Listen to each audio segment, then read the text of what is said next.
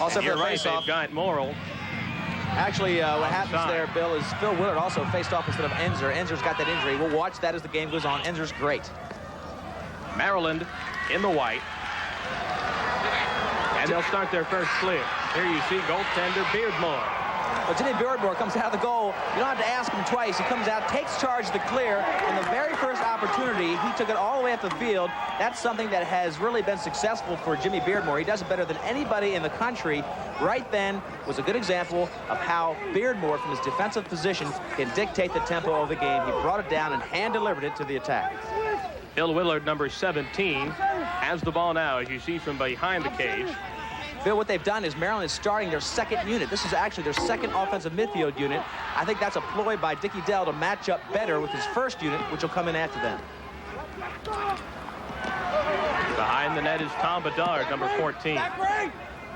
But that guy with the ball right now, Brendan Hanley, is the guy who controls the offense. Brendan Hanley is naturally left-handed. He's working the right side, which he normally doesn't do, but he controls the offense. He tried to feed in front, and Enzer couldn't pick up the ground ball. Actually, Willard, and it will roll back towards midfield. The Terps defeated the Jays on April 18th at College Park, 11-7 rather, ending a long losing streak for the Terps. They are undefeated, coming in the favorite to capture a national title. Loose ball push was the call, and that was a good example, Bill, of why this game is going to be won on ground balls. Both coaches feel that ground balls are important. That ball did not leave the surface of the playing field. It rolled with a lot of speed to do it, but because of the heavy field, it stopped. They had to play the ball before it went out. A key factor today, ground balls, because the field is slow. They brought that first midfield in, have the Terps. This is Tom Warstell, an All-American, number 22. There's a shot in front and a goal for the Terps. Brian Willard puts Maryland on top 1-0. Warstell fed him, and Willard fires it in by Kesenic, and the Terps take a 1-0 lead. Brian Willard has 17 goals on the season. This is why Maryland is so difficult. You concentrate on stopping Warstell. Warstell gives it to Willard. Now Willard comes in. Look, the defense is confused. He face dodges to get a closer angle. Comes in on Quint, takes the far pipe, and how about that for accuracy? Right inside the pipe. A tremendous shot for that 1-goal advantage. Brian Willard puts the Terps on top. Only a minute 39 into the first quarter. This time, Enzer takes the face-off for the Terps and wins. It feeds back to Beardmore, who races up the field again. This is the goaltender for the Maryland Terrapins. Bill, how about that for confidence? He throws it 20 yards back to the goal to give it to Beardmore because that's how much faith they have in Beardmore controlling the clear. And he gets it across. Slippery field. Bullen slips down. Could be a fast break. Here's Damon Stewart for the Jays. And he's hit from behind by Willard, and the whistle blows to stop play. And we have the push from behind on Willard. A loose ball push, so the Jays will retain possession as Damon Stewart runs off. The long stick midi made a good play to bring the ball the length of the field. Well, here's the play again. Damon Stewart running down. He was chased from behind by Brian Willard. If you're a lacrosse player, you know that just because a guy beats you doesn't mean you can't play defense on him. Willard chased him from behind, and as soon as he dragged the stick, Willard made the check. A little bit of a push, though. The ball goes to Hopkins. You can hear goaltender Beardmore yelling. We have both of the nets mic'd. He'll be yelling for the defenseman in front to play the attackers. 14 is Larry Ladoyan, a midfielder, to Brendan Kelly. This is the #1 midfield unit for Hopkins. This is the unit that's going to have to do it if they're going to have success today. Morrill tried to feed Kelly, and it will go back towards midfield where it's picked up by Ladoyan. A transfer from Virginia. He left Virginia after 2 years to come to Hopkins. Now Brian Wood. Tough matchup there. Brian Wood on McNeil. McNeil's got his work cut out for him. Brian Wood, again, first-team All-American. He has not had a successful season this year, but any game he can take charge of a game, and that's what's scaring the daylights out of Dickie Dell. But again, John Ciccarone starting at that attack, and Boubier on the bench. He is a first-team All-American attackman, not on the field for Johns Hopkins. This midfield unit was responsible for 41 goals. They match up real well offensively with the Maryland first midfield unit. It's the second unit where production falls off. Maryland's midfield unit and the second unit has scored twice as much as the Hopkins unit. Kelly with a quick feed in front, and the ball was knocked down. Brian Jackson gets it back to Beardmore, who's been roaming here in the first quarter, and he lobs it, and a beautiful clearing pass upfield to Poindexter. Fast break opportunity into Thurston. And there's an opportunity to see Dave Petramala. He came over and checked the ball out of the stick of Thurston. Thurston was looking for the feed. Petromalo will be everywhere on the defense. Moscow can't pick it up, but it's cradled by Worstel, the All-American, number 22. To Hanley on the far side. They'll slow it down a little bit now, Bill. They're getting the substitution, the first line, the total line of Worstel's units coming in. Bullen, number 12, has the ball now. Worstel, of course, and Bryan. Look at the matchup. Steve Mitchell, who's the best long six defenseman, is in on Worstel. Here's Worstel trying to angle in front of Pesenik. Let me correct that. He's in on Brian Willard. Right. They put Mitchell on Brian Willard. He was down low a moment ago. Now you see with the ball against Mitchell. Willard has the game's only tally. The Terps lead at 1-0, and this is Willard out of Syracuse. He's a tremendous High player. school player. He started playing attack for this program, went to midfield. He can play anywhere on that offense. Just one of those guns that Maryland has that can beat you anytime. Here's Worstel, the other midfielder that can score a lot of goals. He's across the pipe. Ball rolls out of bounds. Here in the rain in New Jersey, it seems to have let up a little bit, but the fans still have the umbrellas out, and the field will be a little bit slick for the players. Bill Hopkins can't afford to get behind. They got the lead early in Maryland when they played earlier this season. They actually held a 4-2 lead in the first half. It was a real close game all the way throughout, and then Maryland went ahead. Maryland can really kill you if they get a good lead on you. They're very tough to score against, period. Hopkins needs to keep it close, hopefully get a lead in the first half. The Jays with the ball now on the attack. Mike Morrill behind the cage. He's a third-generation Blue Jay. His father and grandfather, very successful careers at Hopkins. He's number 3. Feeds in front. Here's Kelly moving in with the left hand. Tried to shovel it back to Morrow, and he overthrew him. But Ledoyen will cradle it on the near side. A nice play by Kelly. He saw Morrow over there on the far side. It looked like a sloppy pass, but if that pass connects, he gets Beardmore out of position, and they get a good high-percentage shot. Here's John Ciccarone. And Brian Jackson marks him. Behind to Wood. Here's an All-American attackman from a year ago with a back to the cage, and he wings it wide. That's a real key matchup, Wood against Jeff McNeil, only a sophomore. Don't forget, a year ago, Brian Wood was considered right there, number 15, the best attackman in the game. Now he's coming off, and this is what Zimmerman's doing. He's putting his second unit in. He puts him in as a blue team. He puts his whole second unit in together. That keeps that first unit fresh. He'll be running the defense of Maryland here, trying to get them a little bit tired. Terps. Ground balls, there they are. Maryland a little 6 bit ahead. Absolutely, and that'll be a key as the game progresses. Maryland used to a grass field. The Terps' Homewood field is an artificial surface in Baltimore. Again, this is that second unit, Bill. Jay Clark. Now Greg Kelly. And Zimio used him to spell the attack. He keeps them in as a unit. Gets some fresh legs under his starting attack. This is John Wilkins. Moves in, beat his man, and he scores. The Blue Jays tie it at 1. And a goal by John Wilkins. Boy, he ripped the stick right out of the man that was guarding him, carried it for a bit, and then winged it in. You think he's very excited? Look at him. He's 6'2", 185-pounder from Stony Brook. Watch his left hand. He comes in. He's beaten on the play. The stick fell down, so he couldn't be defensed. Dropped the stick low and shot high, which is an excellent shot for any great lacrosse player because the goalie has to read the stick dropping low, and then the shot comes over his shoulder. That's exactly what he did on that particular play. This guy, John Wilkins, is a good offensive player. You'll see him on the extra man play and the power play that Hopkins has when they get in the extra man situation. It's 1-1, 8 minutes, 30 seconds left, first quarter action. Terps control the faceoff once again. They've had the early advantage on the faceoffs, and Phil Willard. Top center. Phil Willard got it. Phil Willard's actually the number 2 faceoff man. We mentioned that tight ends are the best in the country. Nursing the sore ankle. He hasn't been in yet. If Willard continues success, he won't see, probably. We won't see Enzer possibly in this game. Don't forget, these teams only have a couple days to rest for the finals if they make it that far. Hanley stopped in front. Good save by Pesenik. Well, great save by Pesenik. And Bill, that's the thing on Quint. You don't shoot high on this guy. If there's a book on this young goalie, you don't shoot high. That shot sails wide. Mitchell came right down the field. Mitchell.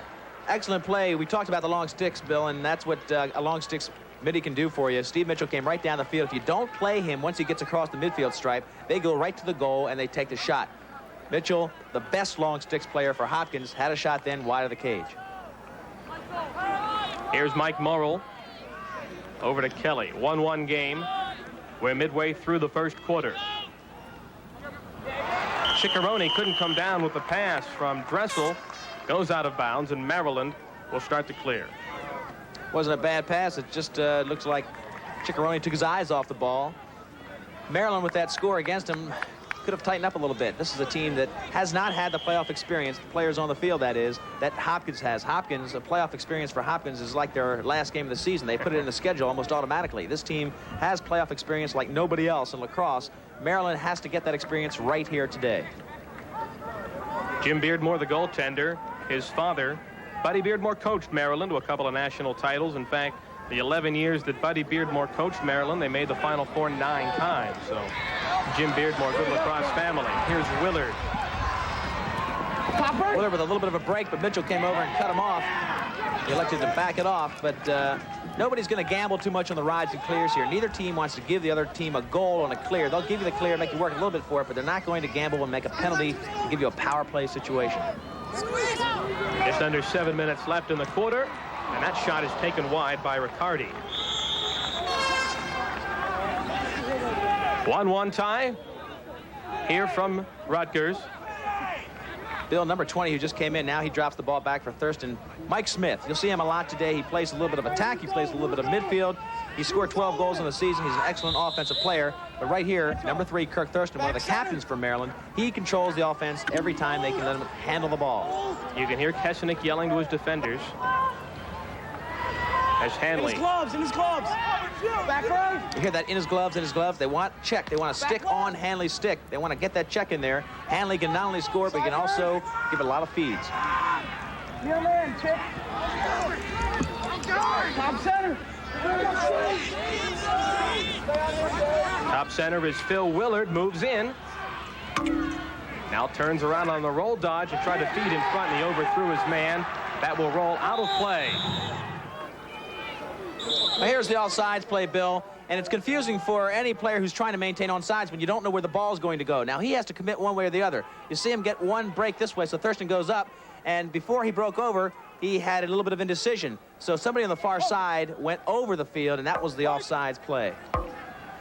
Here's Brian Wood, number 15.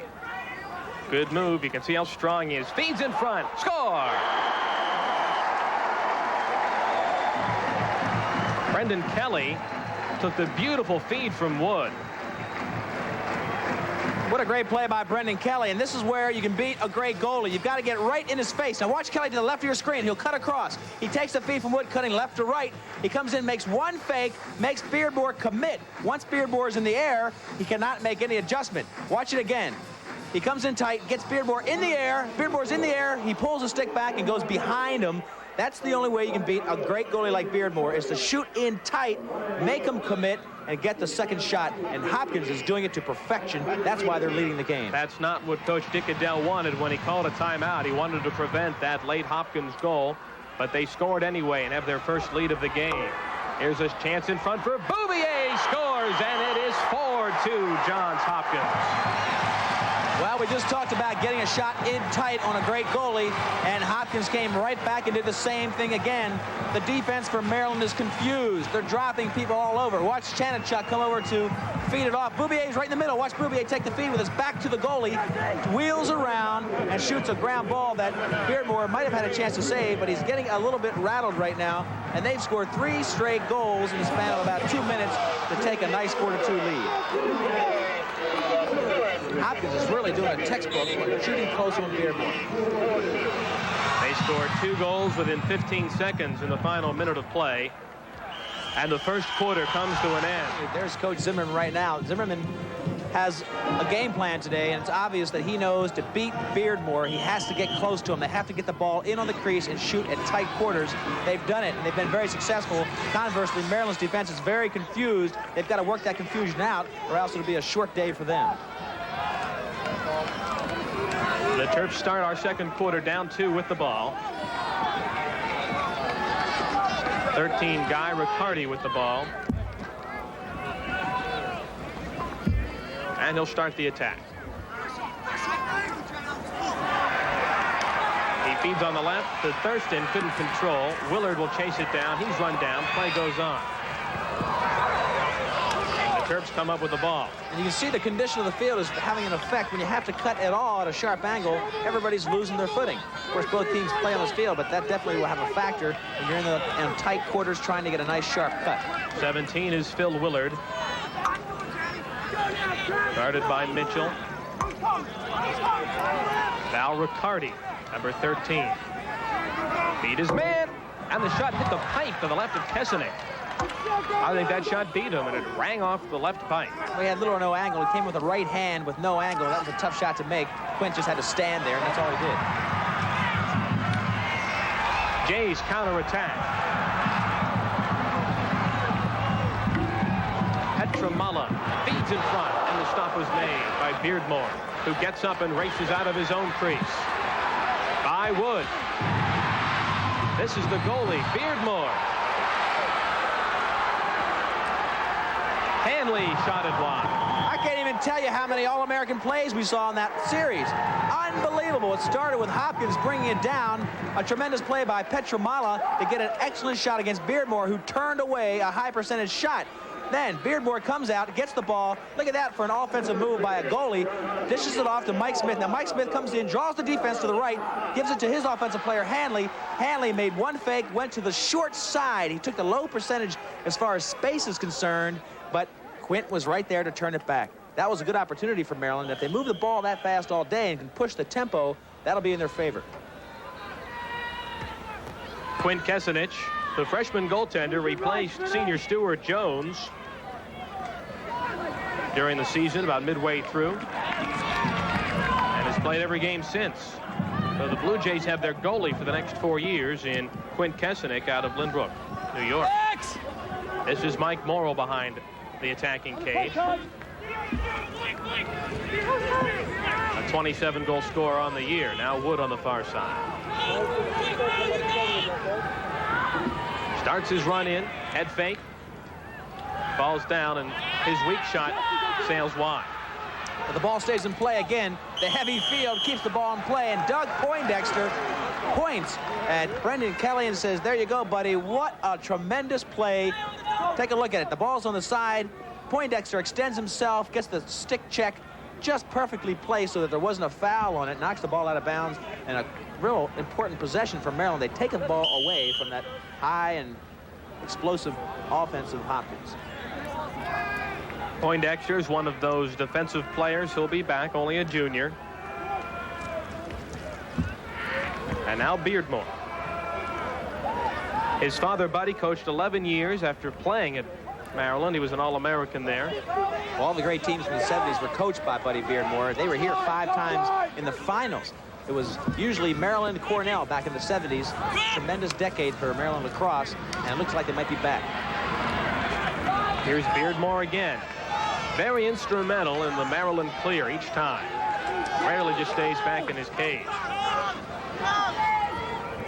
See, Maryland's got that third midfield unit in, Bill, and that's going to be something that they can use to their advantage as well. They've got 3 midfield units they can run. Hopkins will only use 2, and they like to only have that 1 unit in their shooting. So 3 units against 1.5, definitely a lot of energy left on the Maryland team. Here's Lamont being stick checked. 4-2 Hopkins in our second quarter. This is Chris Connor, number 41. This kid's a freshman. He's got the size of a defensive player. He's tremendous. Hanley feeds in front, and Kesenic made a great save. And here come the Jays. Stewart wings it wide. Wilkins. A tremendous stick check by Lilly McNeil. Made it go well. high, Bill. He came down with that shot. The defense, as you know, will do that. And we'll take a look at the save that really got the thing going. Now, Quint's tough high. We keep talking about it, but look at him. There's a shot that Gilday could have had easily had he gone low. The goalie cannot react that fast. But since his stick starts high and Maryland's shooting high, he's looking like an All-American goalie right now. They've got to start going low in this kid. Whistle blows, ball in play, and Bouvier. You can see he may be a half step slow now. He seems to be limping a bit. But this is their first attack. Bouvier, Wood, and Morrow. And Ladoyan feeds Kelly, number 32. This is the offense that Hopkins is going to have to use. All their horses are out there right now. Here's Bouvier, the big boy, and Ladoyan couldn't handle the pass. Kelly will regain. Maryland's still a little bit tight, Bill. They had a 4-2 deficit when they played Hopkins at Maryland, but of course when you're playing at Maryland, it's a little bit different. Today, first time in the semis for these kids, they're a little bit tight. Block with you, Rico. Rico, Beardmore yells him out as Wood moves in. Rico, Beat his man. Good slide. Wood had his shot blocked. You can talk about the slides of the defenders coming over to pick up the loose man. Well, what I'm going to say about the slides is they're wrong. They're going for the stick. They got to take the body. They got to knock Wood down. When you go for a stick on a guy like Wood, you're not going to get it. You run right by him. He's done that 2 or 3 times already. You've got to take away his body. In other words, you miss the stick, you knock him down. Petramala hits 10 and Chuck in stride. Over to Wood. Behind the head to Bouvier. Went behind the net, and Beardmore gets pushed down by Bouvier, a loose ball push, and the Terps will get the ball. Beardmore was smart on that play. He went back, just straddled the ball to keep it from being taken away by the offense of Hopkins. And as soon as he got contact on his back, he fell down. So he got the push call that he wanted. Ball going back to Maryland. Jimmy Beardmore with the ball. And look at the ground ball situation. Maryland's leading 14-9. You wouldn't think so, because I bet you in time of possession, Hopkins is leading. So even though they're getting the ground balls, they're not keeping possession and getting the timely shots and backups that they need to really keep possession in their end of the field.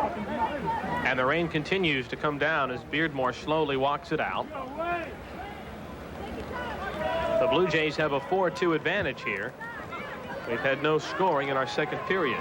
We played about 5 minutes. Well, the sloppier the game gets, I think that is going to definitely, it will also have an advantage for Hopkins as well, because you sort of negate some of the great skills of the whole roster. When you go down to individual great plays, 1 or 2, which might turn a game from a loss to a win. So 1 or 2 plays might do it for Hopkins, whereas if you had to play a full game in good conditions, they couldn't match the roster that Maryland has. Brian Willard straight in. Guarded by Petramala. back center. Lefty. Here's Bullen, number 12. That'd be a ward off. Chris warding Bullen call. came in and used his right hand to ward off. Now he's playing against a short sticks player.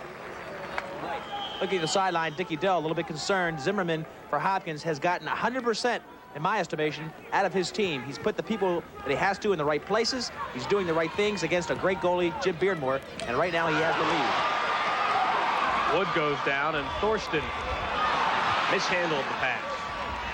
Wood hits him again. The game getting a bit sloppy now as the rain continues to fall. Ball stays in play.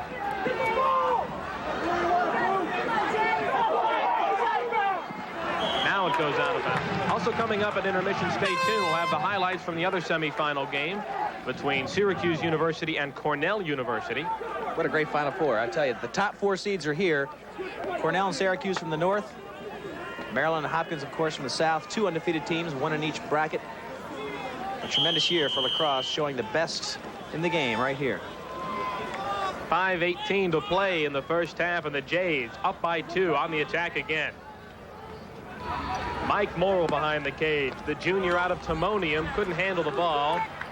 And this one will roll out of play, and the Terps will have possession back once again. How do you think the momentum is gone now with 5 minutes left? Bill, I just noticed a double team sort of situation. Maryland looks like they're pushing the tempo. They know that to take advantage of their deep depth, they've got to push the tempo of the game. So right here, as this offense started now with 5 minutes left in the second half, I saw that Dickie Dell pushed a double team situation. He wants Hopkins to run. He wants them to use as much of their legs as he can. And now they might see that continue for the last 5 minutes of this first half. But tempo overall, Hopkins has had things pretty much their way because they've controlled the offensive situations. Riccardi hauls in the pass from Beardmore. And Hanley throws it in front, and they misfire on the passing out of bounds. The Jays will get it back. I tell you, Kirk Thurston's been a great player, but he is absolutely killing his team in this quarter. He's thrown the ball away the last 3 times he's touched it. Count that one, the last 4. The last 4 times he's touched it, he's thrown the ball away. Kirk Thurston is a tremendous player. He's got 13 goals, 30 assists on the season, but right now he's in a little bit of a rut. He's got to just calm down and pick his spots better. In Maryland's quarterfinal win, Thurston had 2 goals and 5 assists. He's been shut down today.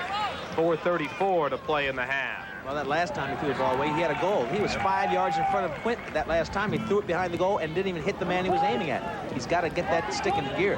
Here's John Ciccarone of the Jays. Behind the cage, guarded by Jackson. And now Wood picks it up. You see Ciccarone's back in the game for Bouvier, and that throws off Maryland a little bit, because now you got your best defenseman, Jackson, against their worst attackman, Ciccarone, because he should be playing Bouvier. Here's Kelly with the left cradle. He's on the plate, Brian. Now Ciccarone and Wood. Feeds in front, and Morrill scores. Mike Morrill took the pass from Brian Wood.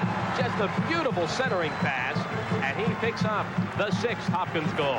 Well, he beats Coughlin coming across the crease, and watch it.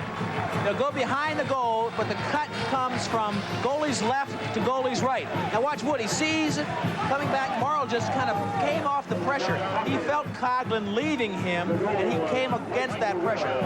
Watch again. Well, you can't see now. Good feed shot there of Brian Wood hitting Mike Morrill. Morrill's excellent at that. Coughlin turned his back to look for the double team, and Morrill backed away from his defender, found the open spot, and Wood found him. Enzer can't control the faceoff. Here comes Steve Mitchell into the goal area. And he'll flip it back out and chase back across the midfield line. That's our first half time. You won't see any hurry-up offense here. Hopkins has things going their way. The tempo is just fine for them, nice and slow, very deliberate, but they're taking advantage of their opportunities, where Maryland's had some great opportunities they've just literally thrown away. This is Bruce Chanenchuk, one of the co-captains for the Jays. Moves in front and just shot it wide. Beardmore will chase it down. He's out of his net once again. The ball is in play. And Beardmore gets pummeled, but gets the ball across midfield to Hanley with 3 minutes and 6 seconds to play. Here's Wood, up to Ladoyan. Into the goal area. Feeds in front. And the stop was made in front on Stewart. Jimmy Beardmore just limped back into the goal. He's really let his body go this half and got that save just in time. Here's Wood with a shot. He scores. Brian Wood scores his 2nd of the day. And the Blue Jays have a 7-3 lead. We talked about Brian Wood. He's a first-team All-American who has not had a good season, but here's a guy who scares every coach he plays.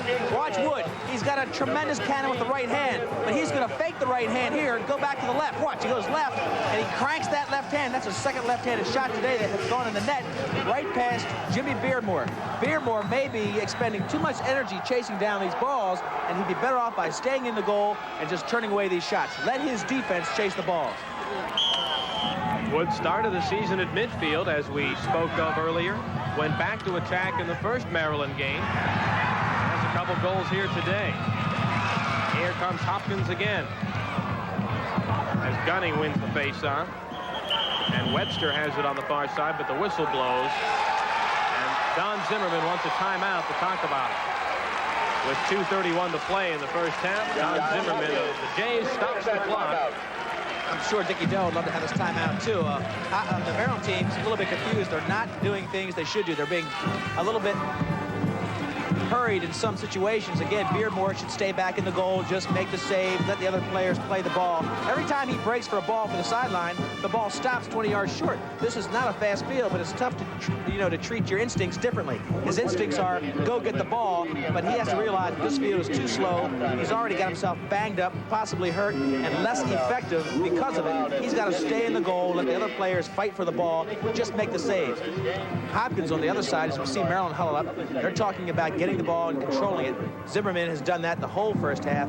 His team looks tremendous. What a well-coached team. Really? It's really surprising, and it shouldn't be. The Hopkins comes in here and does everything the way they should. They're totally deliberate. They make no bones about it. They put the right people in the right spots. But maybe the thing that Zimmy couldn't count on that has really happened for him is that Brian Wood, the guy that everybody questioned throughout the season because his numbers were down, Zimmerman kept saying, hey, Brian Wood's fine. He's going to be fine. We expect a big game out of him. And here he is showing a lot in this first half. It's been a tough day for Beardmore. Only 4 saves. He's let 7 balls go by him into that cage. But look so what he's been done. beaten up, and he's given up 7 goals. So Absolutely. I'm sure they've got He's to had tell more him contact than most attackmen on the field, hasn't he, Bill? He's been all over the field, punishing body shots. He's chasing balls to the sideline. He's tired probably the most midfielders. He doesn't have to take that much of a burden. But you know he's a showman, and you get 19,000 people, and I tell you, sometimes that showmanship instinct just takes over. Quite an impressive crowd here today, considering the weather. It's been raining throughout the day. Umbrella sales are up in New Jersey today. Don't forget, Bill, Hopkins called the timeout. They have the ball, so let's see if they set up a play, try to get one shot, one goal with 3 minutes left. All right, here's Larry Ledoyen feeding it on the far side, and now Wood behind the cage. You can see how well Brian Wood can control the ball. Now Ciccarone feeds in front, and the ball was fired just behind Ciccarone. Ledoyen now, perhaps unfamiliar playing behind the cage, feeds it out to Kelly. And now Wood at the top of the box. 1:54 to play in the half. Kelly looks for his shot and gets it back to Wood. They don't have that big Boubier in there to muscle his way. He's such a strong player. He's still on the bench. And here's Ciccarone, his replacement. Moves in front, and an easy save was made by Beardmore. A minute and a half left in the half. That's what Beardmore does so well. Starting that clear to Coughlin. Moves in, has his shot.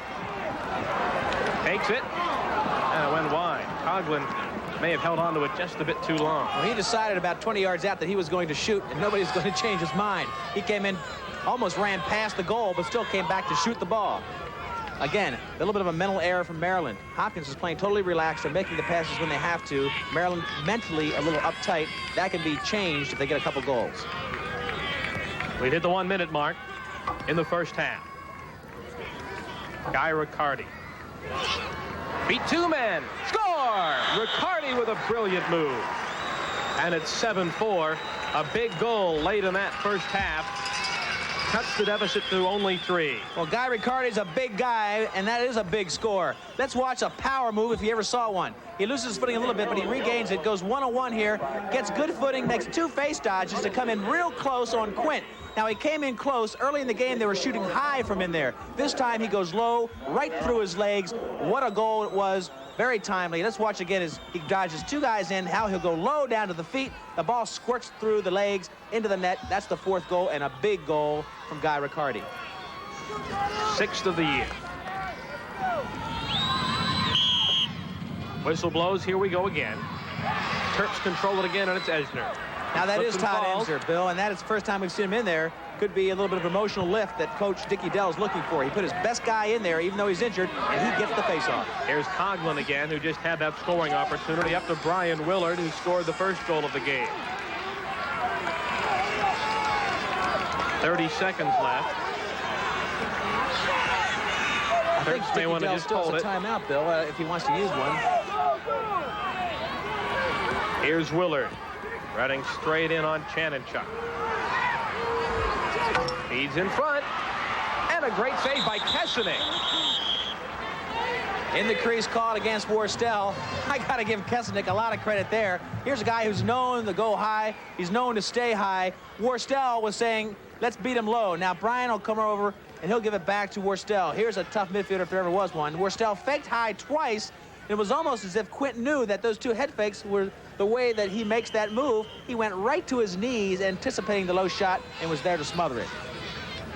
Petramala lobs it long, and it goes all the way to the cage as time will expire here in our first half.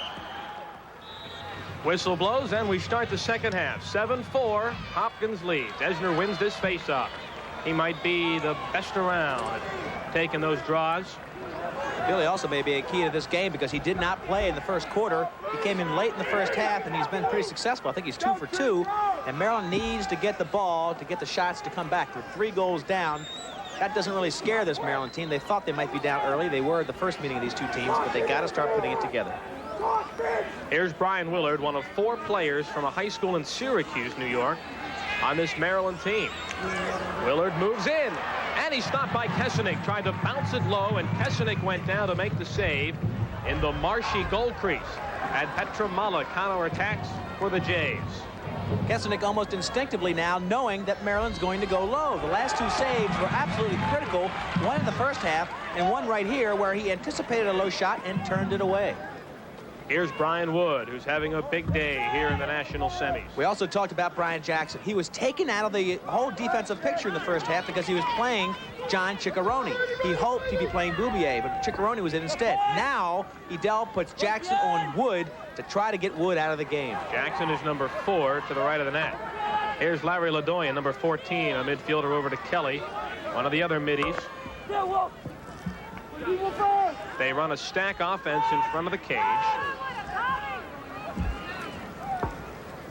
One man up high, 4 along the goal line area, and then one man behind the cage, and the man behind is number 3, Mike Morrill. Now see that to round out the defensive shift, Coughlin is playing Bouvier. Morrill wings it wide. He scored 6 goals in the quarterfinal win over North Carolina. He shot that one wide, but the Jays will hold on to the ball as Bouvier was on the line. Again, Danny Coughlin picking up the assignment of Bouvier. Edel moved his best guy, Jackson, against their best, this day, Brian Wood.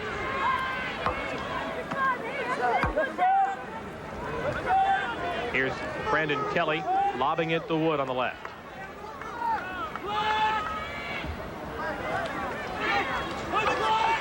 Wood feeding in front over fires Dressel, but Kelly gets it down. Wood has taken more shots than anyone on the team, but has not had the shooting percentage that he scored that often this year. He's never had a great scoring percentage. Last year, even though he had a lot of points, he was only a 20% shooter. So he cranks it up a lot, but he can change the complexion of a game overnight. He backhands the ball to Ladoyan, who goes on his knees trying to pick up the ground ball. And Wood will corral it. Up to Bouvier. He couldn't control. And it's Dan Coughlin. Now Jack Merrill. Now the Maryland attack, and Brendan Hanley, who's been shut down, their leading scorer. Beat his man, moves in, and never did get the shot off. And Petra Mala counterattacks for the Blue Jays. Tremendous defense by Hopkins. Maryland had a good opportunity to get the ball in the net. And there, a ball scooting a little bit, but they caught him down, and Hopkins turned it back. All right, Leaf, our halftime numbers look like this. And, of course, the big thing here that jumps out at you is the shots. Johns Hopkins 21 shots to Maryland's 12, almost 2-1. Even though Maryland leads in ground balls, they're not getting the shots. And that is something I'm sure Dick Edel addressed at halftime. You can see most of the people have put their umbrellas away. The rain has stopped here, which is good news. It will keep the game from slowing down anymore. Keep the action as fast as it can go on a field that is wet to begin with. The Terps throw that one away. Well, I like what Dick Edel did. He made the switch that had to be made on defense. He took his best guy, Jackson, again. He put him on Brian Wood. I think that'll pay dividends this half. But the key thing for Maryland is to get the good shots, make the good mental decisions, and get some shots on goal. Hopkins had a 4-2 lead after the first quarter. They extended it to 7-4 at the break. That's where we are now, and the Blue Jays are on the attack. Brian Wood, number 15. Senior out of Baltimore.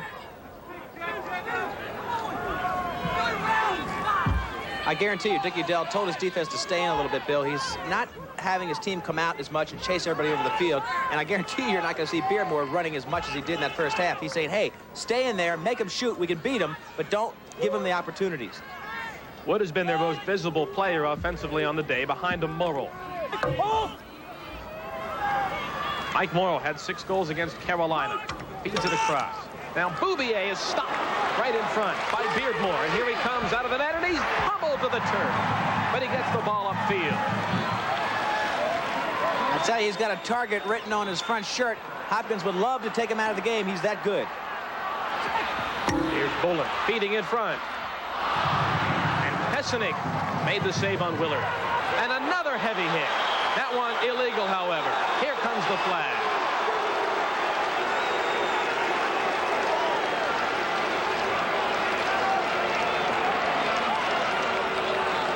All right, here's the play as Pesenick puts it out to the right. He finds his man, but Maryland nails him from behind. Chanachuk took the ball and was immediately dropped by the Maryland player. But that was an illegal hit because it was dead from behind. And Hopkins will have a man advantage, something that Maryland, I'm sure, didn't want to happen. This is their first man up of the day. And it comes here in this third quarter. The Jays up 7-4. This is a big one, too. 7-4, Bill. 3-goal lead. If it comes to 4-goal lead, that's getting pretty sizable in the second half of this semifinal championship. It's a 1-minute penalty. Push from behind.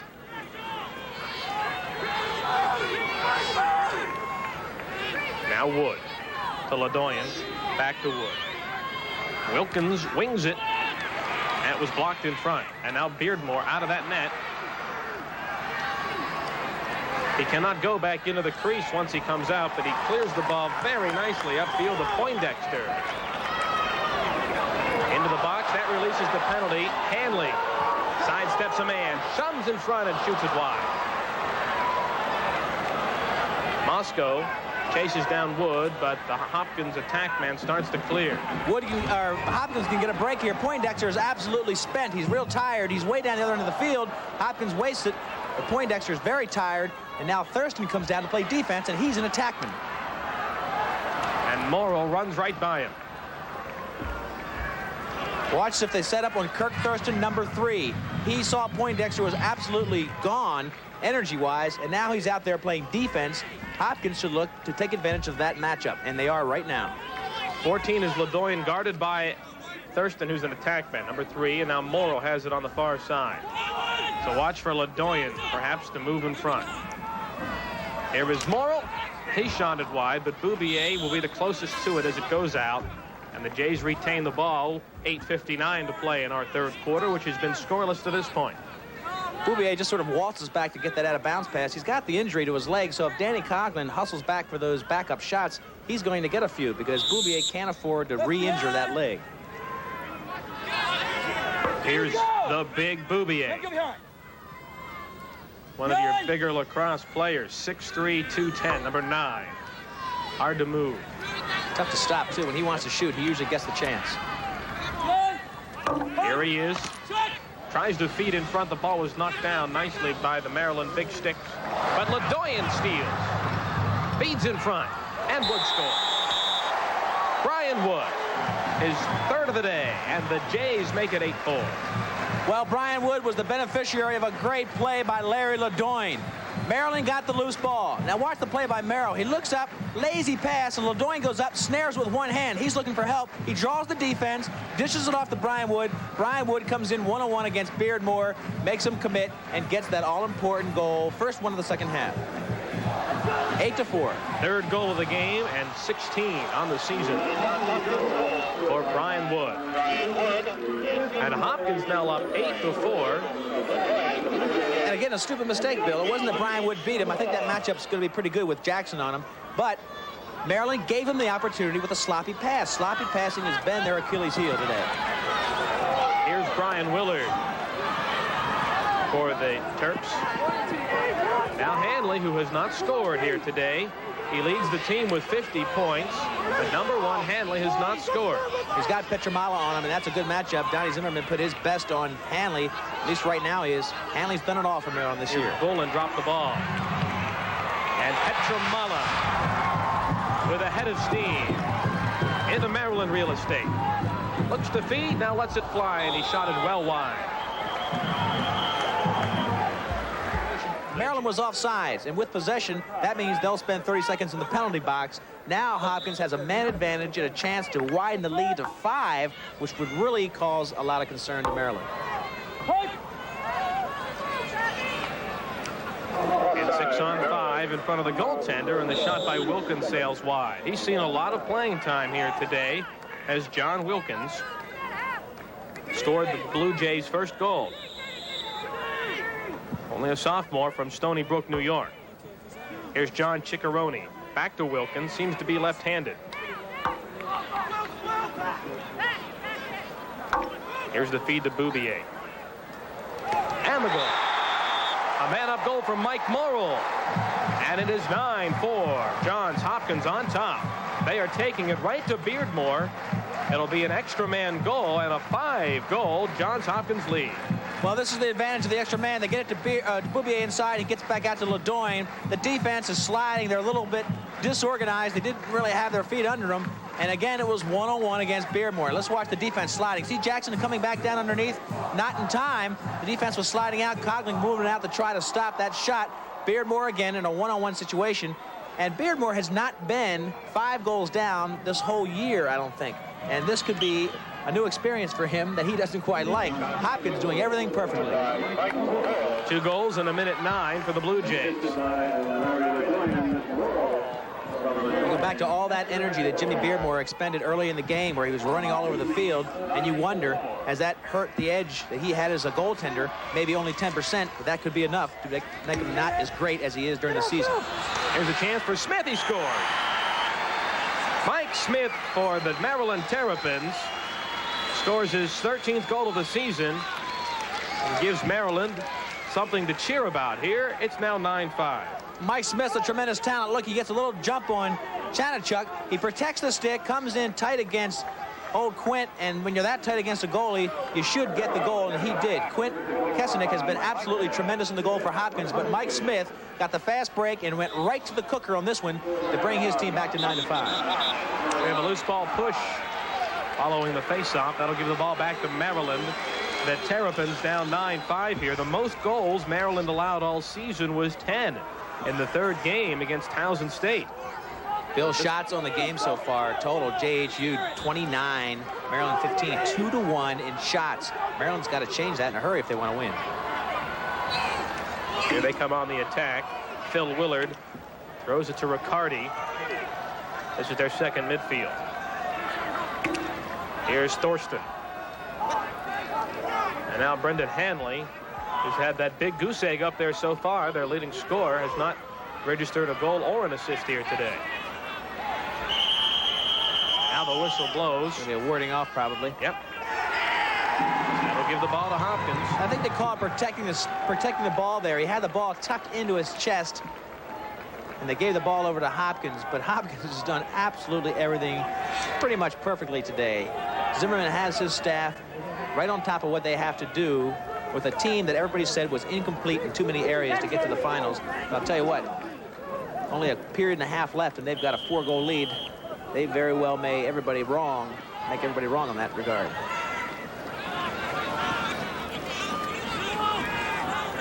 Here comes Kesenick.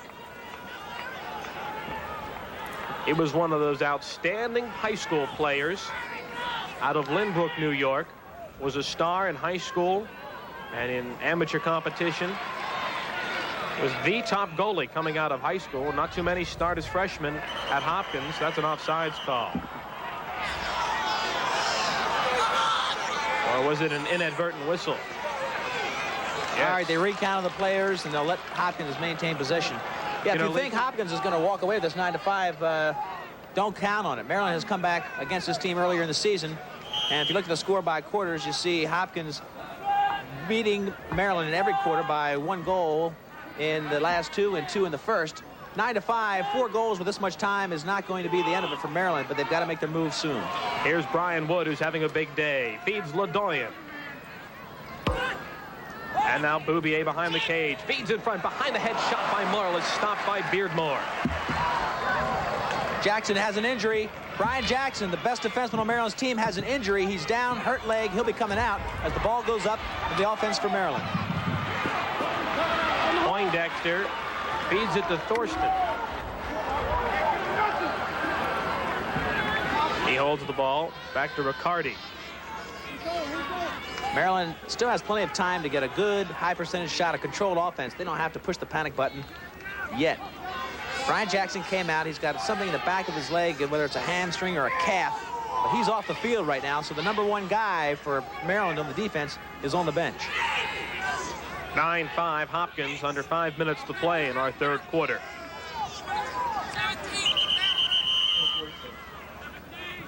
Whistle away from the ball.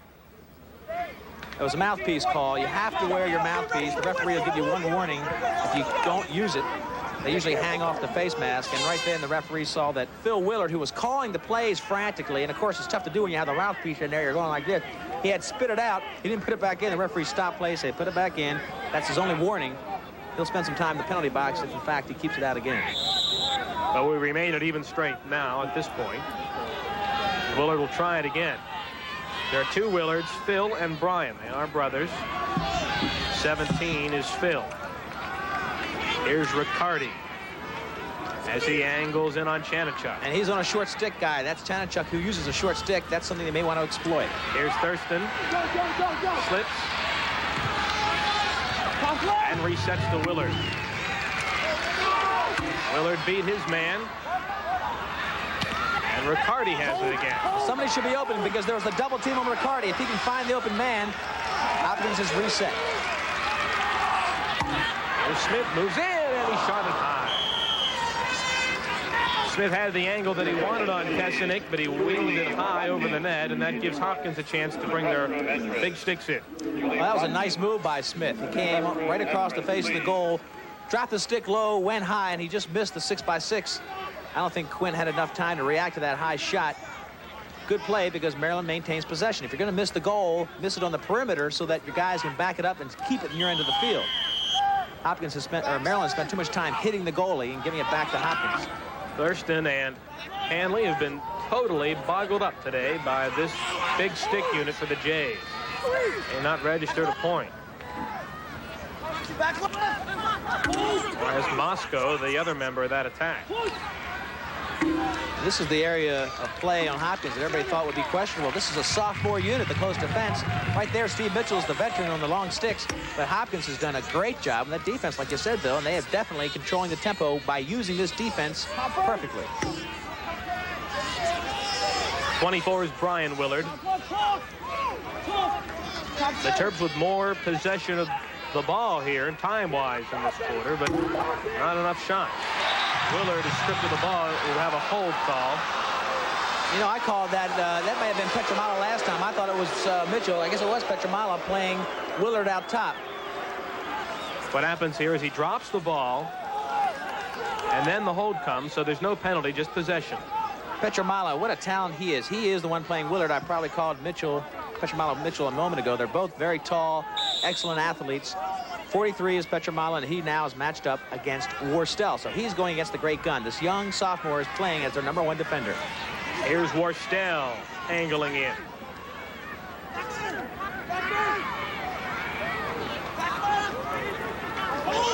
Gilday with his back to the net, over to Hanley. They really need Hanley to do something. The guy can feed and score almost equally, but he definitely has been a factor in most of the wins this year. And today he's been sort of taken out of the offense. He has. He leads the team with 50 points. Moscow leads the team with 33 goals, and neither of them have played well today. Terps keep it in the attack half. Here's Gilday moving in. It's in front, man in the crease. Young stepped right into the crease. Pushed in the crease is the call. They'll maintain possession. Nice play by Gilday. Gilday drew the double and just about. Now watch, see Gilday drew the double team, got it off to the man behind the goal, came into the crease and was shoved in. Nice picture of the shove going right across the crease, so that way they keep the ball. He didn't go in on his own. Still Maryland ball. I think he stepped on the line before he was pushed, but in any event, the Terps hold the ball. You're probably right. They don't have that replay down there. You're right. Mike Smith has a couple of goals, and now back to Willard. It's inconceivable that Maryland's starting attack of Hanley, Thurston, and Moscow have not scored, but they're still in the game.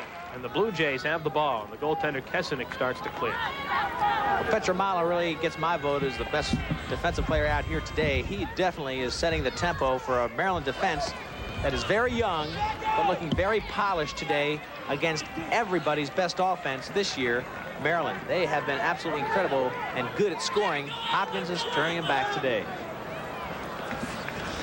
Here come the Jays on the attack. They may have weathered a bit of a Maryland storm there. Terps put a lot of pressure on, could not score, and now Hopkins has the ball once again with 1:20 now to play. Third quarter. Bouvier feeds in front, and Kelly's shot sails wide.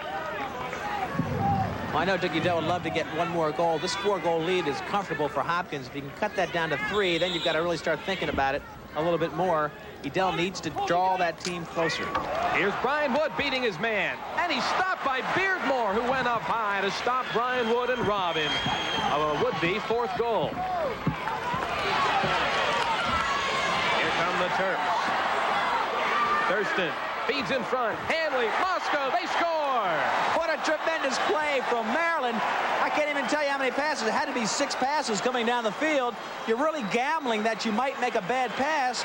Each one of these guys had a tremendous opportunity for a shot. Let's try to follow the action. It comes right down the field, goes to the right. Now there's an easy shot. He goes off to Hanley, who has an easy shot. He goes over to Moscow, who has an even better shot, and the ball goes in. Take a look again. Bill Ralph comes down, the young freshman defender, gives it to Riccardi. Now Riccardi goes over to Thurston, who dishes it into a perfect spot. That's Hanley. Hanley pulls the goalie to him, gives it back to Moscow. Moscow had an open 36 square feet, and what an important goal that is. 9-6, and I know Dickie Dell is happy. And Beardmore started it all by making a fabulous save on Wood. Didn't that look like the Beardmore that everybody has seen this season? Since he hasn't run all over the field, he's been a little bit better in tight. He used a lot of energy early on and gave up some goals that maybe he wouldn't have if he would have stayed in the goal area. Beardmore coming into his own. This looks like it's going to be a good one down to the wire. 9-6. 45 seconds to play in the quarter. Ooh, bad matchup for Hopkins here. Worstel against Chanachuk, short stick. Thurston will chase it down. That attack finally got it going. Hanley feeding Moscow for the goal after they were shut out for nearly 3 quarters. Worstel's drooling. Do you see this, Bill? He's got a short stick player on him, and he's shooting shots that he should wait on a little bit. Now Hanley with 20 seconds. Try to get it to Willard. It'll roll back towards midfield. They got to hurry to get a shot off. This will be a wasted opportunity. Willard doesn't know the time. Here's Willard, moves in, lets it fly, and he scores. What a great play. Willard. Brian Willard had that ball up top very high. He did not know there was only 15 seconds left. You can visually see him get called by his players. Then all of a sudden he says, hey, I got to go to the races. He raced hard down for a right-hand shot, went to the left pipe, and Brian Willard brings his team back to within 2.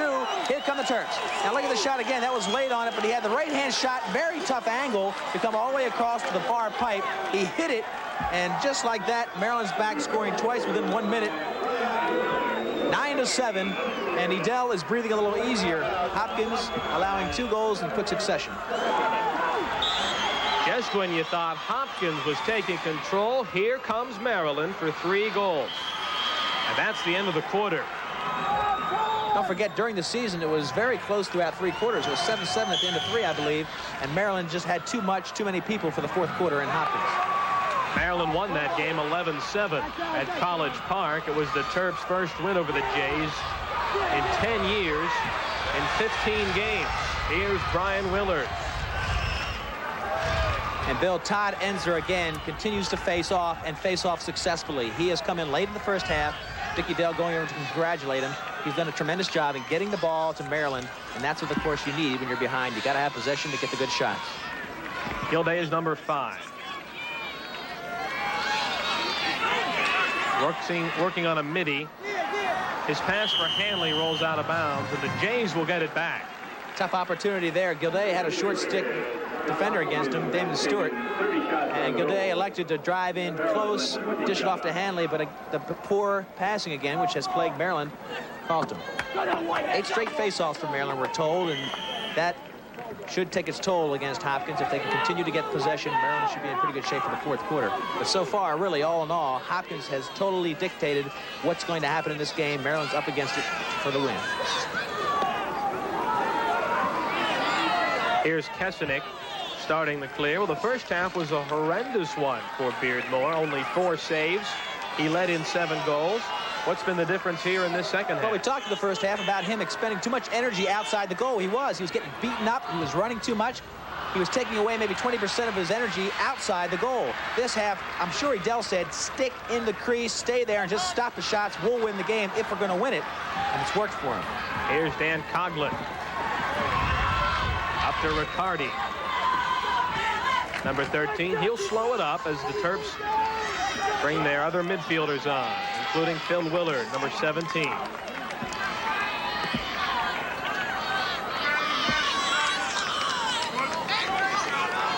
Mike Smith, Mike Moscow, and Thurston are up there along with Hanley. So they're going with 4 attack men here in this 4th quarter. Sloppy rolls out of pass. bounds. Unbelievable sloppy pass. Maryland has to get the better passing. If they're going to get the shots, they're going to kill themselves if they continue to do that. 13 minutes left. They went with 4 attack men on that sequence. What would be the reason? Well, actually, Mike Smith goes both ways as far as attacking midfield. Edel likes to use him. He's the 4th attack player, but he's so good that Edel likes to keep him on the field. So he'll mix him into the midfield units, and then he'll also use him to spell some of his attack players. Mike Smith is so good that he just wants to get him on the field wherever he can. Hopkins cleared the ball across midfield. The whistle blew. It appeared to be offsides, but they counted up, and another inadvertent whistle. It's twice that that's happened. It's twice in that same referee on the far side. It's a tough call to make the offsides. There's so many players running around. It takes a good eye and a quick decision. Larry Ledoyen, who was second on the team, number 14,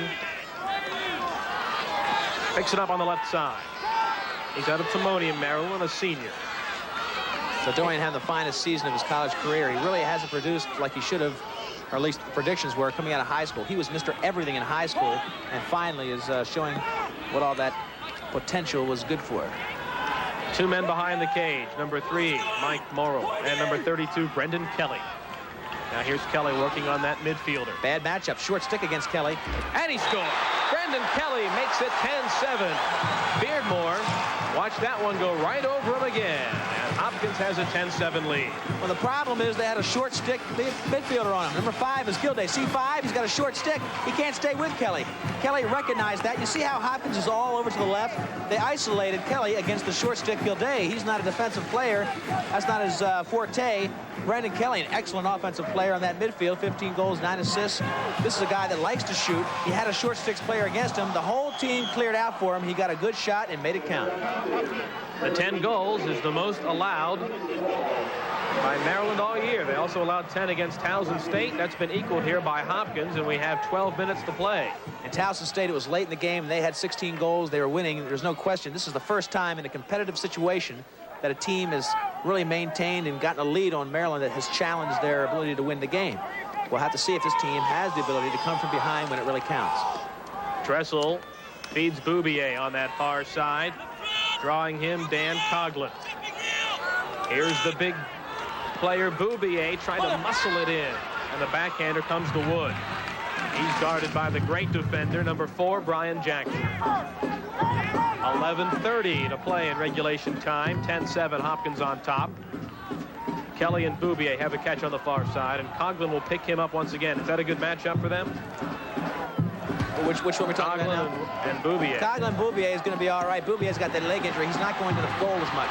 Here's Wood with a shot, and it just goes wide of Beardmore. He may have gotten a piece.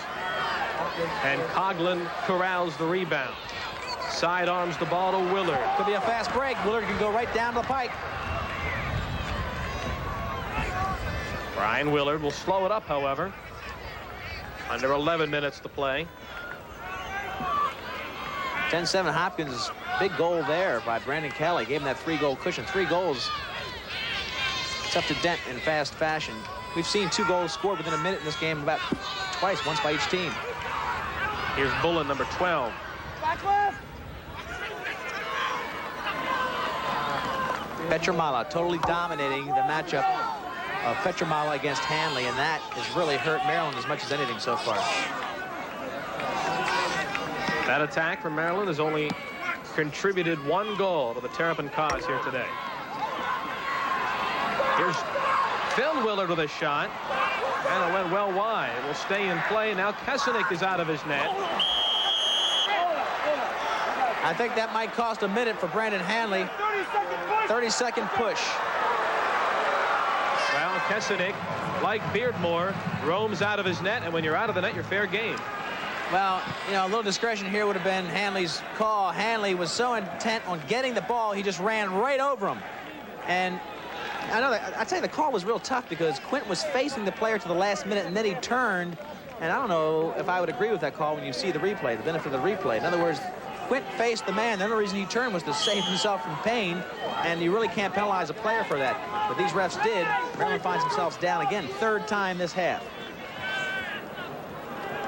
The Jays have scored 2 extra man goals here today. This is a big one right here, Bill. If they can get this one, they're going to be in pretty good shape. Ledoyen winds it up and missed the net to the far side. He picked the lower corner on Beardmore, but whistled it wide.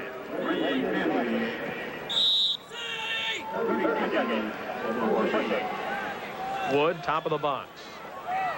Wilkins and now Ciccarone. Here's Wood with a shot. He scores. Brian Wood is having a marvelous game. His 4th goal. This another man-up goal, the 3rd extra man goal for the Blue Jays on the day, and they have an 11-7 lead. Brian Wood is known. We've talked about a shot and liking the speed of it to a cannon shot. Look at it here. That's exactly what it is. He's got one of the hardest shots in lacrosse. Everybody knows that. This year's been a tough year for him, but today the cream's rising to the top.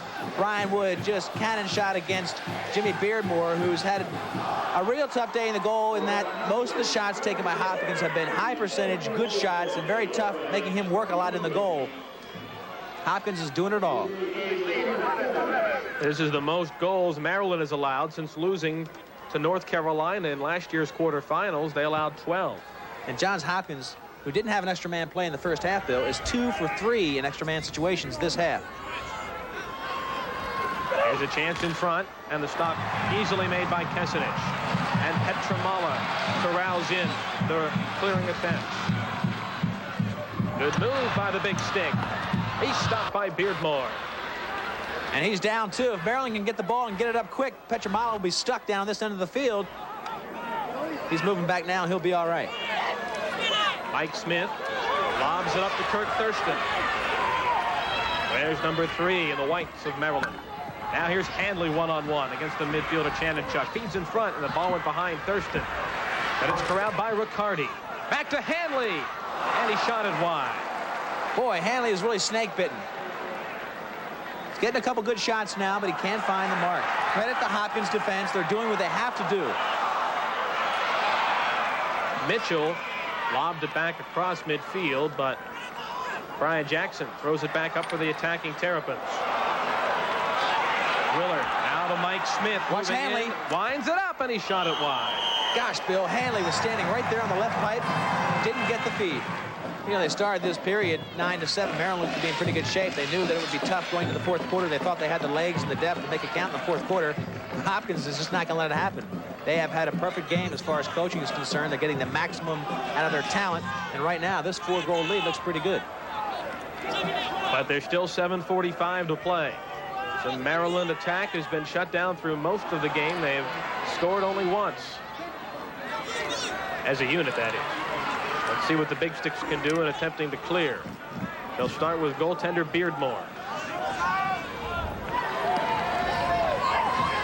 Lobs it to Hubbard.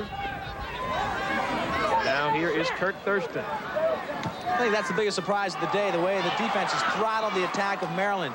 And I give him a lot of credit, but I don't give him all the credit. And that Thurston has really not played a good game. He's dropped the ball. He's been too tight. He hasn't played as well as he has during the season. Here's Worstel, who's been shut down offensively as well. Somebody has to rise up right now if Maryland wants to win this game and take charge in the offensive end of the field. Brian Willard, number 24. 6 minutes, 50 seconds to play. You know, another guy we haven't heard from, Bill, is Moscow, number 8. Now, he had 4 goals in the first meeting of these two teams, and he's been shut down by DiTomaso. Only 1 goal today for Mike Moscow out of Bel Air, Maryland. Here's Thurston. Good defensive play by Damon Stewart to steal the ball. Again, he drops the ball. Thurston is just not, it's one of those days. He's not having a day, and that's really costing Maryland. 6:22 to play. Coughlin steals the ball. Well, it's getting down to crunch time, Bill. There's 6 minutes left. They've got 4 goals they need. They got to start getting shots and get them in a hurry. Delayed penalty. They get a shot here. Opportunity for Maryland. You see the flag. That means there's a delayed penalty coming up, but Moscow scores, and it is 11-8. Just when we mentioned Mike Moscow, that penalty will not be in effect anymore because it's only a technical penalty. So that penalty is wiped out, but it's okay for our Maryland's because look at Moscow. They get a goal out of it. Moscow takes the backhanded feed, turns, goes up high, and bounces far enough in front of Quint that he really couldn't get a stick on the ball. It went by him and just caught the inside of the pipe. Nice shot by Moscow. We just talk about him not being in a factor. Here he goes, scoring a very important goal for Maryland. He was a transfer from Penn State. And isn't Dick Adele happy that he did leave the Nittany Lions to play at Maryland? He had 4 goals in the first meeting and picks up his 2nd goal here. I tell you, that was absolutely That was critical because time was really, it was 6 minutes left, 4 goals. You had to score. It was that important that you had to score then. It was as if it was 30 seconds left in the game as far as they were concerned. They got it when they needed it. Let's see if they can continue. They get another face-off as well. Making all the switches, getting the offense in. Bill Willard couldn't get the shot off. It comes down to Mike Smith. 5:35. The Terrapins keep looking up at that clock and see it ticking away. Smith moves in and shot it wide, but you see the flags. That's the slow whistle, which is a delayed penalty, and the Terps will have the extra man. Mike continues to go high on these shots. Boy, what an opportunity he passed up here. He beats 3 guys. He beat those 2 in the slide, and then he goes across and beats Petramala, holds the ball, and goes high again, just missing the pipe. Maybe it wasn't such a bad shot. He just missed the goal. Tremendous play by Mike Smith. You know he's mad, and that's exactly what he's saying. I missed the goal. He had the right selection, just missed the pipe. Extra man situation for Maryland. Everything's critical here, right, Bill? They've got no time left. They've got to do it now. A 1-minute slash on Damon Stewart of Hopkins gives the Terrapins a man up. They're down by 3 with 5 minutes, 10 seconds to play. Here's Moscow. And Kesenich, the goalie, will race back to his cage. It's open right now. Hanley behind the net. Feeds in front. And now Thurston. Over to Bullen. Here's the shot, and it's wide. Good shot. He was wide on the perimeter of the goal, which means possession will stay with Hopkins. That's a good selection by Brian. Big series here for Maryland. They need one badly. Here's Brian Willard again. And of course, it's just as big for Hopkins because if they want to win, they got to turn this one away. They've done a great job defensively. Brian Willard once again over to Thurston. Couldn't handle the pass. Moscow saves it by picking it up but loses it. And the Blue Jays and James DiTomaso have it. I tell you, as far as I'm concerned, the biggest thing in the game that has turned the tide is that there seems to be a hole in Thurston's stick. He cannot handle the ball today. Petramala into that goal area. Feeding to Ledoyen. You know, as good as Thurston is, I'd sit him down. I mean, if you've got 4 or 5 guys you can put back there, he's a great player. He's had a great year, but he's not doing it today. I'd sit him down and put somebody else in there. I think they're doing it right now. They got Young going in for Thurston. That's what's happening. But it may be too late with only 4 minutes to play. The Terps see themselves down by 3, and the Johns Hopkins Blue Jays are in no hurry to get rid of the ball here. And in that respect, watch the double team opportunity. Beardmore, they'll call red. Watch Beardmore. He'll go back, he'll double the ball, and they'll try to get it. They got to get the ball here or they're in trouble. Because if he makes 2 passes, then they have an excellent shot with no goalie. What a check. That was Poindexter that knocked the stick right out of the hands of Chanichuk. And here come the Terps on the fast break. Willard feeds in front, and Kesenich went down to make a fine save on Young. Here's Young again, feeds to Hanley, and Kesenich closed the door on him as well. Less than 50% for a 75% save goalie. So right there is the story in a nutshell. Consequently, Hopkins has 11 goals, more than any other team has scored against this fine Maryland defense. Here's Brian Wood with an open net, and he scores. They double-teamed him. Brian Wood came out of the corner and puts in his 5th goal of the day. Well, that was an exclamation mark that was prophetic in our open. We talked about Brian Wood. Which guy is going to show up? Brian Wood knew there was going to be a double team. Watch this. He'll drive in when he gets a step. He knows that Beardmore is going to come toward him. He goes all the way in to Beardmore. He comes with a little face dodge, gets around Beardmore, and puts it in the open net. What Beardmore has to do here is if you come out of the goal and you don't get the stick on Wood, you better get his body. He didn't get the body. Wood had an easy shot, just danced over the crease, put in the game winner, or the one that really ices it. 12-8, Hopkins on top. Not enough time for Maryland, I'm afraid. With 5 goals in the game, he's only 2 away from the record, which is 7. That was said back in 1971 by Tom Cafaro of Army. Well, Zimmerman told me yesterday, he said, look, we had questioned him about Brian Wood. He said, look, Brian Wood's doing fine, and we expect a big game out of him tomorrow. I guess he got it. Brian Wood definitely would be our MVP if we have one to pick. He has 5 goals and has totally dominated the tempo of the game and has really risen to the top when he needed to to put his team into the finals. Great day for Hopkins, a team that 6 weeks ago, Bill, nobody would have predicted this ending for this team. Here's the feed in front picked off. The Terps find themselves down here 12-8. Here come the Jays again. This is Lilly feeding it across. They've got the fast break going. They'll slow it up. 1:27 to play. Well, you got to take their hats off to the coaching crew and Hopkins. There's a shot by Wood, and it was deflected. What I said about Tom Cafaro of Army, the 7 goals in a game, he shares that with others, including Ed Mullen of Maryland and Mike French, the great Mike French of Cornell, and Franz Wittelsberger of Johns Hopkins. That was back in '74. So 4 players have scored 7 in a game. Brian Wood with 5 today. Wood there against Jackson. That should have been the matchup, but Edel chose to put Jackson on another player, and Wood took advantage of it. Dominating the game, MVP for Hopkins, and Hopkins going on to the finals. Beardmore gets pushed down one more time, just for good measure for the Blue Jays. It's been a rough day. It'll be a loose ball push, and the Terps will have the ball. Exactly 60 seconds remain, and Beardmore's season and a career for this great goaltender for Maryland. See him.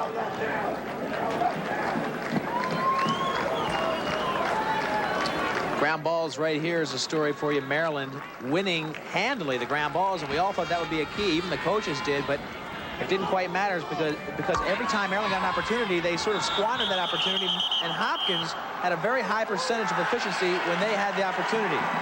The Maryland Terrapins go off sides on that fast break.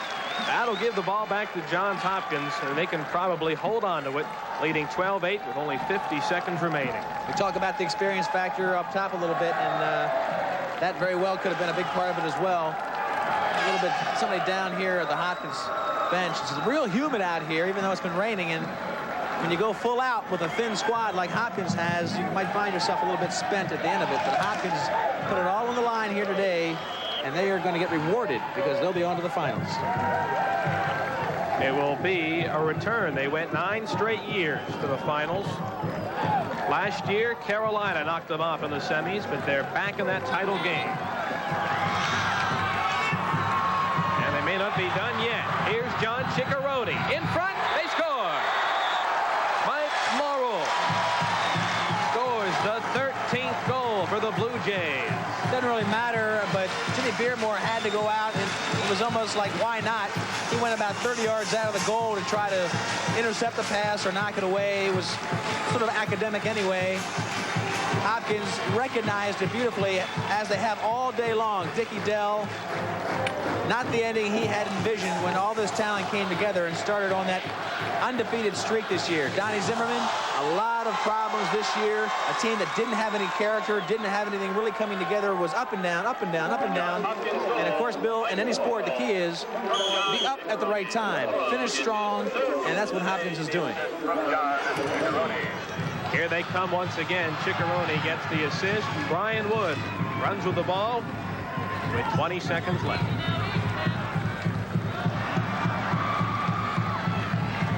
Wood behind the net.